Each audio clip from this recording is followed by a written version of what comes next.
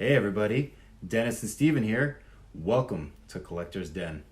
We're going to take a look today, again, at Trick or Treat Studios. Got a tremendous selection of masks. Some I even had told you, I gave you a little spoiler alert. But we even have Hatchet, so stay tuned. And you'll see some great stuff. All right, the first mask today, we're going to start off with Krampus, the shadow of Saint Nicholas, the evil demon who takes children who are bad and puts them in snow globes. Very, very interesting concept. What I love most about this mask and being the hair on this, the beard, tremendous. The detail on his face is unbelievable. I mean, look at that mouth. You know, it's like really, really great. The nose, eyes. This feels like real fur. Even on the thing, it has like a red, velvety. I guess it's dark red, velvety cranberry type of color. The cool part about this mask that I find is the fact that the horns are hollow, but they stay up really nice. It's thick. They did a thick mold on it, so they stay up without any problems. The other thing I love about this whole costume is the fact that you can buy the robe. It has a one-piece robe that goes around, has the bells, the chain, the whole bit, and you got a costume. You really want to go for the full, Monty. You can buy the hoof shoes. We have them, so they slide right onto your shoes. We also have the hands if you want to go with the hands. But if you just wanted to do a two-piece outfit, this is the one. This is a great, great costume. Oh yeah, it's definitely fantastic. I mean, it's creepy enough. Just the face alone, and then putting the robe on, like you said, would just knock it out of the park. It is fantastic. I think this is definitely probably one of the best masks for what I call the middle of the realm pricing that they've done. I mean, you're looking at a mask that runs around $80, $90. The robe runs around $100. So for $180, you got yourself a fantastic costume. People are going to want to stop and take pictures of you. You know, they're going to love it. Absolutely. And as you can see, it's got very big eye holes. So if you're the kind of person who likes to see where they're going while dressed up, this is definitely a great one for that. It's got definitely big nostril holes just for better airflow. And it's not that heavy. You'd be surprised thinking that there's these horns on top of your head. Like you said, they're pretty hollow, so it's not that light. I've been holding this for a while now and barely even feeling it. Yeah, like I said, they did a much thicker molding on this particular pair. I guess they learn as they go. This one is definitely the mask. Absolutely. Of all the things they've created, I think this one is definitely the greatest, and it comes as a complete costume, which makes it even more fun to use. Oh yeah. And it gets the added bonus, unlike some other costumes, where you get to wear this for Halloween and for Christmas if you want to scare some people. Yeah, you can stand outside and wave at people on Christmas Day. Get double the use out of it. That's true. That's very, very true. And yeah, like you said, this is Krampus. It's from the 2015. I'm gonna probably butcher his name. I think it's Michael Daltrey. He also did other great movies like X2 or X-Men Apocalypse. And Trick or Treat, of course, which we're going to get to later. Krampus. All right, this is our next mask. Again, this is Trick or Treat's Krampus. It's definitely a more European style Krampus than the one we showed you before, which was, I would call it our American version of Krampus. But again, a really good mask. The horns again were molded thicker so that they're hollow, but they stay up. You have the eye slits right here, holes for the nose and the ear. Nice fur setup. One thing we have here is a nice, easy way to get in to the mask. As you can see, it's split, so it slides on very easily without any problems. It's a nicely made mask. It's a great interpretation. I love the teeth. I think that's he's definitely more demon-looking, pixie-like demon. Maybe even orcish with those ears. Who knows? Yeah, I can see it. But it's tremendous piece. It's nicely done. Not as good as the last one. No. But it definitely, if you collect the different masks, you'll see also I have another one that'll be coming in a little while, which is the actual European British style, which is a lot different than this. But this is supposed to be the scary shadow demon from St. Nick's. So, again, Krampus from Trick or Treat Studios. All right, the next one we have here is Dead Silence. Now, this was one of those horror movies that plays on your childhood fears when they used to have the stuffed animals and the what do they call them? The dolls and stuff? The dolls and the whole bit, the puppets, all kinds of things. And they had them full-size, life-size type things that would terrorize children at night when they're sleeping. So, the mask itself is very nicely done. It's got great detail. They've painted it in, gave him that little porcelain-looking cracked age face. You can see out of the holes here above his eyes. Again, like I always say, you can always cut them out if you don't want them. The hair feels real. He's got the big ears. Oh, yeah. In the back here, we've got the split for easy access on and off. So, you can't go wrong with that. It, to me, is just one of those great masks that will scare you and that you can buy the whole costume if you want it. Oh, really? Yeah, through Trick or Treat Studios. Yeah, Dead Silence is a movie I have seen. I don't remember it very, very well. The ventriloquist dummies, though, that's the picture that sticks in my head. The whole wall of dummies, Yeah. And I'm pretty sure that this clown is in that scene, in a rocking chair or something. But overall, if you like puppets and ventriloquist dummies, and that's the stuff that really scares you, this is a good movie up for you. Otherwise, they usually more so like Chucky and all them. They don't scare me. They kind of make me more laugh than anything else. Yeah, that's true. That's very, very true. But yeah, overall, this is definitely a creepy dummy. If you don't like clowns or you're scared of dolls or puppets and stuff, this Yeah, could ventriloquist dummies, big one. It's a very big creep factor here. Yeah.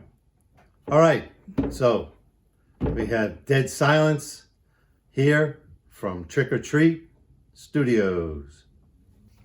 All right, our next one, who's probably doesn't need an introduction, but this is it from the second chapter. If anybody made clowns scary, this really did. This definitely made it. The fun part is he has real hair. There's two masks that Trick or Treat Studios provides. One has the rubber style hair, and then this is more their deluxe with the hair, the actual fuzzy hair. Yeah. And the great part about this mask is seeing out of it is right through the eyes, right through the center of the eyes. They put the opening to see, again, the big smile and everything tends to look a little more happy than scary, Right. but he's got the ears on the side, and it's a nice mask. I think it's very well done. It's just, to me, it doesn't come off scary. It comes off as kind of funny. Yeah, this is definitely one of the most least intimidating versions of Pennywise I've seen so far. But overall, I mean, the quality seems nice. I like the way they kind of design it to kind of give, without they put some foam inside, so this way when you wear it, it gives you that bigger head that he has and the extra hair and everything. And you can see it has a small opening in the back here, and when you put it on, but the inside of it has a very, very large amount. I don't know if you can see the back here clear enough and all, but it has like eggshell, like eggshell foam all the way through this thing in the back to give it a more pushed up forehead. But overall, it's really, really a very, very well done mask. The eyes are great.